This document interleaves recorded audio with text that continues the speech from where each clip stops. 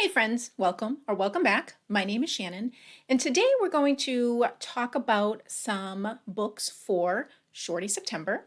Now, Shorty September is something that I did not even know existed until this year, since I've only been consuming booktube for less than a year.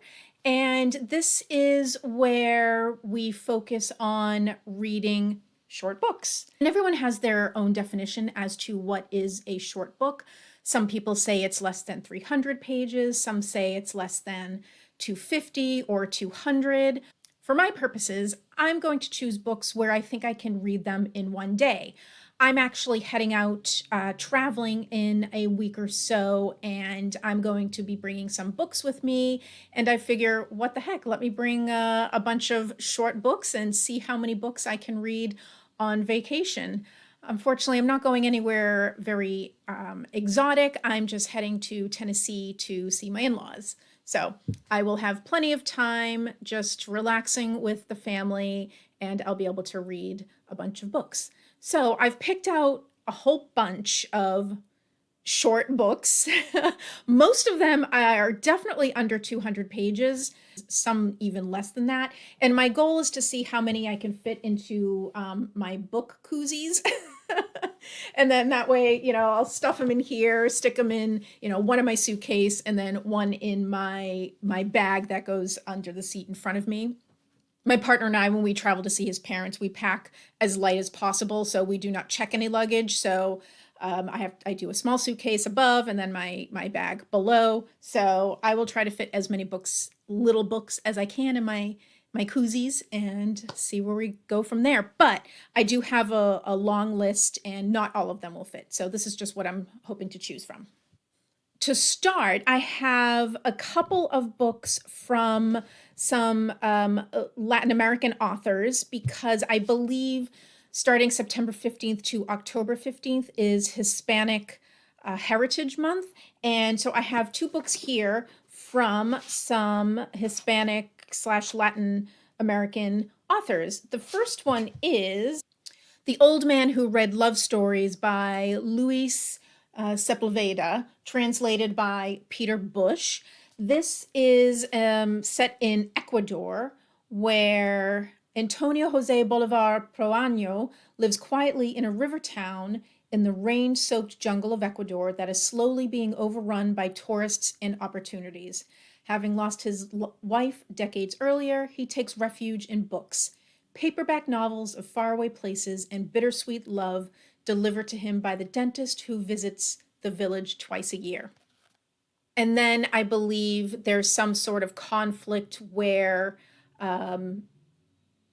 Antonio has to get in the middle of old traditions, new traditions, man versus nature type thing. And I'm really looking forward to reading this.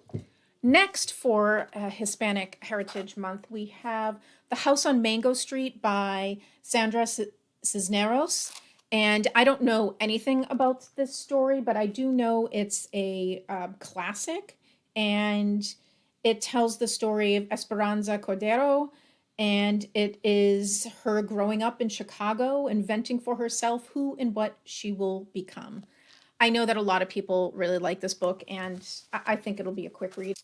Next, we have The Abolition of Man by C.S. Lewis, very, very slim.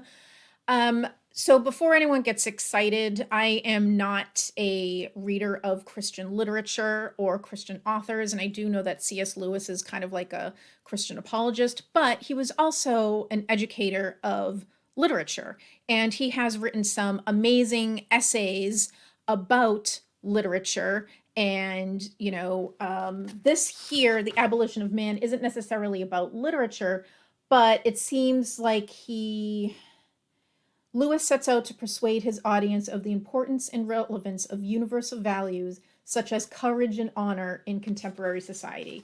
And then the subtitle of this book it's called The Abolition of Man, or Reflections on Education with Special Reference to the Teaching of English in the Upper Forms in Schools. So that is why I am interested in reading some of C.S. Lewis's work, his nonfiction work. I'm not really crazy about his fiction work, unfortunately.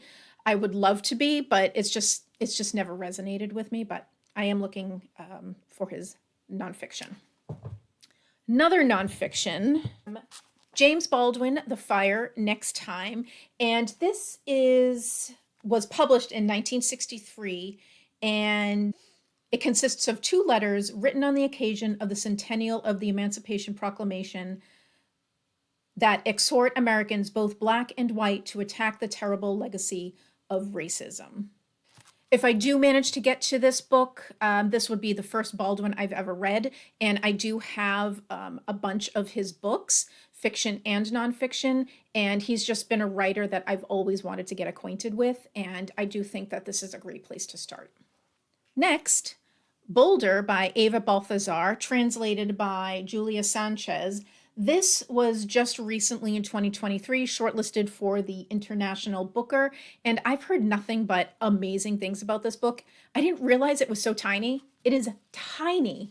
So this will definitely be an easy read to get through. A cook on a merchant ship comes to know and love Samsa, a woman who gives her the nickname Boulder. When Samsa gets a job in Reykjavik, the couple decides to move in together. Samsa declares that she wants to have a child now that they are settled. She is already 40 and can't bear to let the opportunity pass her by. Boulder is less enthused but doesn't know how to say no, and so finds herself dragged along on a journey that feels as thankless to her as it is alien.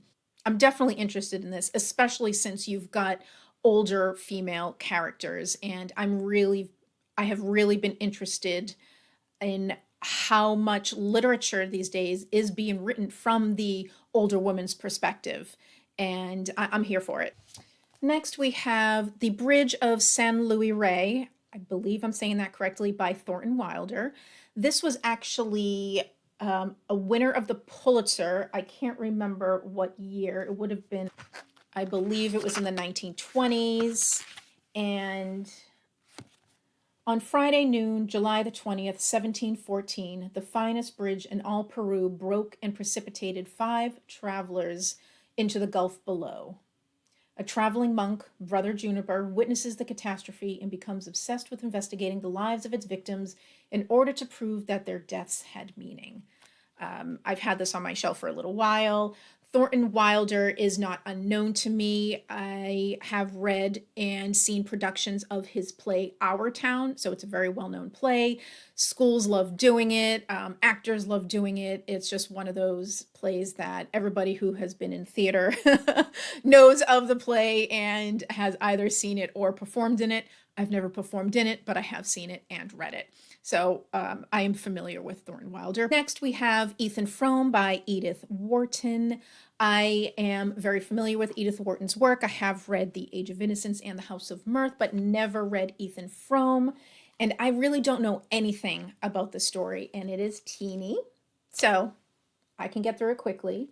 And Ethan Frome is a poor farmer trapped in a marriage to a demanding and controlling wife, Zena.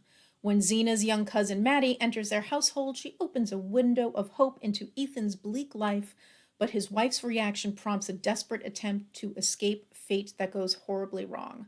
So I'm sure something tragic is going to happen in this. Edith Wharton does not shy away from, the tragedies. So looking forward to that. Cheerful Weather for the Wedding by Julia Strachey. I hope it's Strachey or Strachey. It's probably Strachey.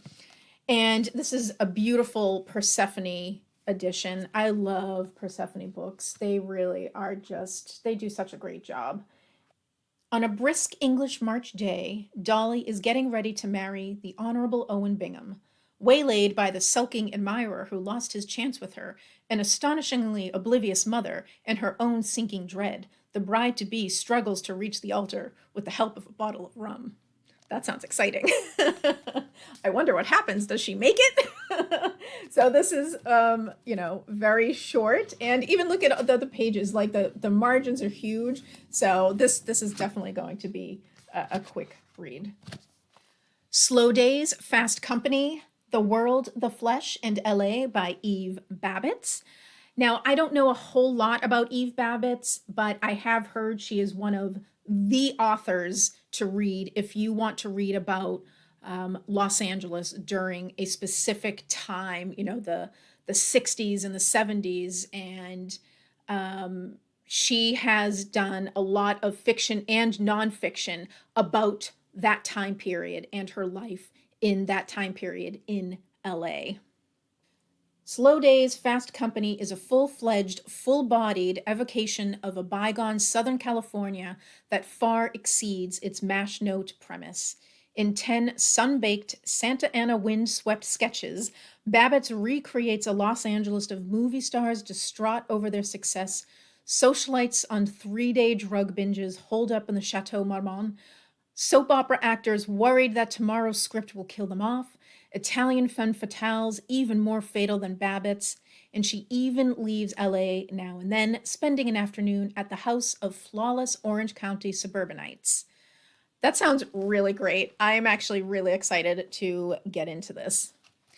The Princess of 72nd Street by Elaine Kraf. I don't know anything about this book, but I'm here for that cover. And little thing here. Ellen has two lives, a single artist living alone on New York's Upper West Side in the 1970s. So we're going back to the 1970s, just on the opposite side of the country. So Eve Babbitt's covering the West Coast and Elaine Kraf appears to be covering the East Coast. She periodically descends into episodes of what she calls radiances. While under the influence of the radiance, she becomes Princess Esmeralda, and West 72nd Street becomes the kingdom over which she rules. Life as Esmeralda is a colorful, glorious, and liberating experience for Ellen, who, despite the chaos and stigma these episodes can bring, relishes the respite from the confines of the everyday.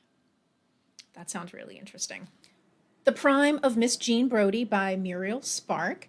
This is a classic and was written in the 50s or 60s. I can't recall. There is a movie with Maggie Smith that I would love to watch after I read this. Let's see. So 1962 was the original publication. And this is at the staid Marcia Blaine School for Girls in Edinburgh. Scotland teacher extraordinaire Miss Jean Brodie is unmistakably and outspokenly in her prime.